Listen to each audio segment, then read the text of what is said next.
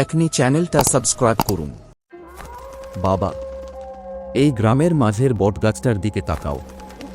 চাঁদের ক্ষীণ আলোয় গাছের বিটুকরা ডালগুলো যেন আকাশ ছুঁতে চাইছে।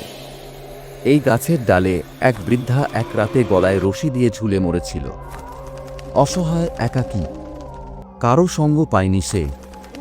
তারপর থেকে গ্রামে শান্তি নেই। লোকেরা বলে চাঁদের আলো গাছটার ছায়া মাঝে মাঝে মানুষের মতো দুলতে থাকে। কেউ কেউ শপথ করে বলেছে পাতার ফাঁক দিয়ে নড়তে থাকা এক ঝুলন্ত অবয়ব তারা দেখেছে।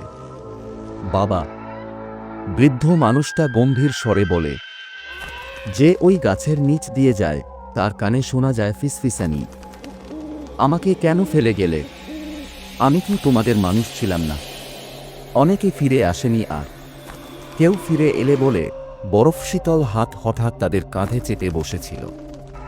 আজও মাঝরাতে যদি ওই বটগাছের নিচে দাঁড়াও, দেখবে বৃদ্ধা দুলছে, রক্তজোবা চোখে ফাঁকা হাসি হেসে সরাসরি তোমার দিকে তাকিয়ে আছে।